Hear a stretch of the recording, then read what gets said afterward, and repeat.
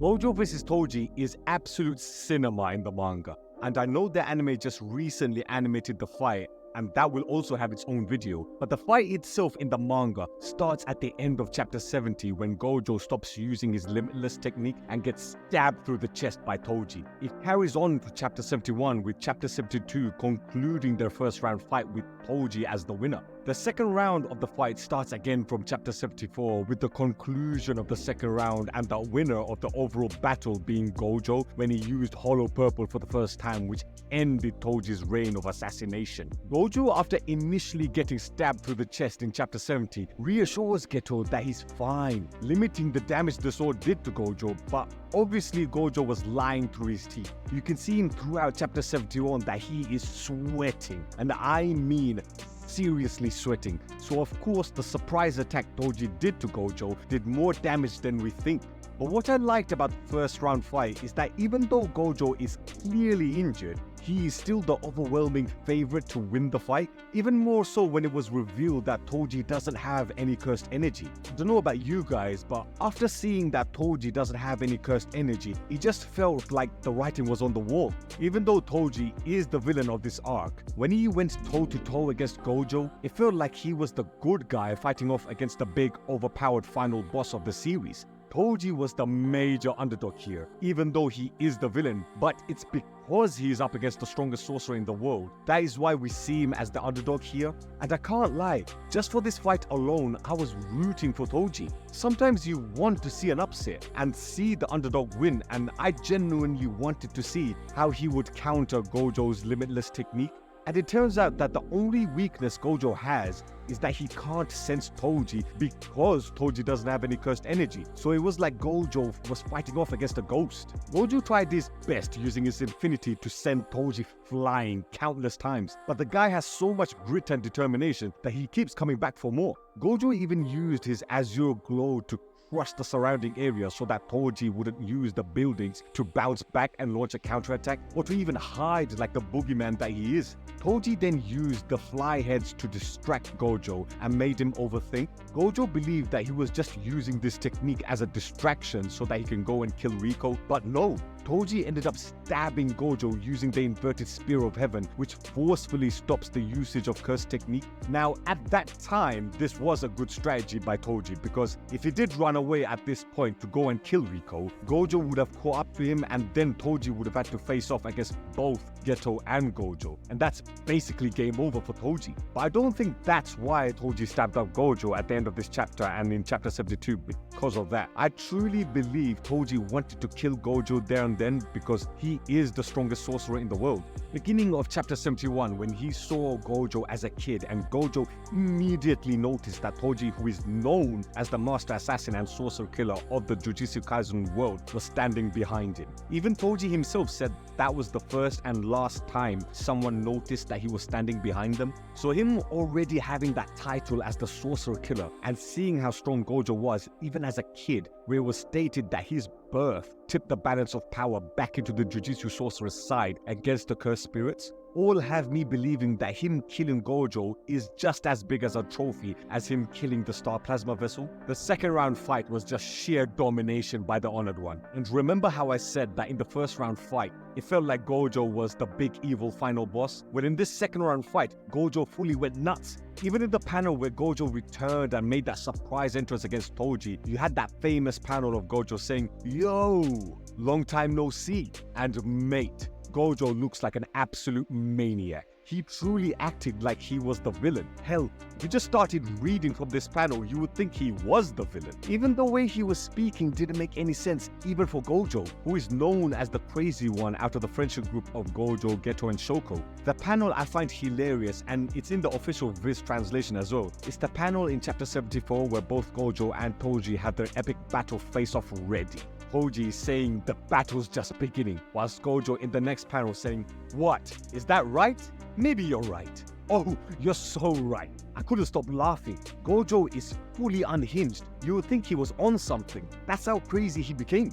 This is what I found what Akutami does compared to the rest of his fellow mangakas. Instead of a character having a power-up and becoming all stoic and badass, examples from the top of my head when Gon transformed into an adult and dominated Pito, or Goku's many transformations, hell, Gohan transforming into Super Saiyan 2 against Cell. That was an iconic moment from our childhood, and we remember how cold and badass Gohan was in that moment. It's not just in anime, but other forms of storytelling media do this as well. This stoic nonchalance when a character overpowers the other. Hell, we see it in shows like Power Rangers and even in the big superhero movies. Even villains such as Darth Vader and Thanos do this style of overpowering their enemies. Look at the final scene in Avengers Infinity War. Thanos literally just bullies his way through the Avengers without saying a word. So it's a common storytelling technique to show dominance and overwhelming strength from a character. Akutami is the opposite. He lets his characters go fully insane in order for them to reach the full strength of dominance.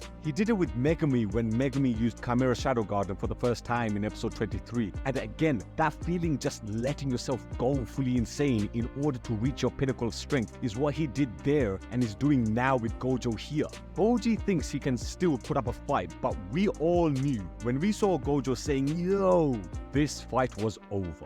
He unleashed Hollow Purple for the first time and declared that throughout the heavens and the earth, he alone is the honored one, resulting in the defeat of Toji by the end of chapter 75. We got all this great action from the 2 rounds of their overall fight. We see Toji hiding all of his lethal weapons such as his cursed spirit, who literally hides all of his deadly weapons against Gojo. We see Gojo using techniques which is always entertaining to see the mass destruction that he can do with his cursed techniques, such as cursed reversal technique Red Glow to send Toji flying through the buildings. The brutality of this fight as well, with Toji stabbing Gojo through the neck, the forehead, and the legs as well, so it was a brutal fight to read. Even in chapter 75, when Gojo used Hollow Purple against Toji, Toji was missing his left arm and basically the left side of his torso is all gone. So they both did insane damage to each other, which made both rounds of the fight feel so raw and violent. Everything was great, but we also had character moments within the fight themselves. Earlier in the video, I mentioned how Toji wanted to kill Gojo because he's the strongest sorcerer. Well, in chapter 75, he more or less confirms it. He says the power of the limitless stands before me, the pinnacle of Jujutsu, and I wanted to discredit it, to crush it. Those were his exact words. And when you look deep into it, it's actually really sad because we see with Maki, if you were born into the Zenin family or any of the big 3 Jujutsu families without being born with cursed energy, you would be looked at as if you were lower than dirt. I don't want to go into too much detail with Maki, but what we see from her backstory is that she is basically universally hated by her family because she has no cursed energy. And Toji, who was also part of the Zenin family before he left, he also didn't have any cursed energy as well, as he is also heavenly restricted. Toji must have gotten a lot of abuse and hate, just like how Maki did, which is why he left the Zenin family and was then known as the Sorcerer Killer. Because of his hatred for his family and the shame that was brought upon him because he wasn't a conventional Jujutsu sorcerer, adding to that he didn't have any cursed energy, that is the sole reason why he became a sorcerer killer. He wanted to kill the very thing that he could never be, and the very thing that he was shamed for not being by his family.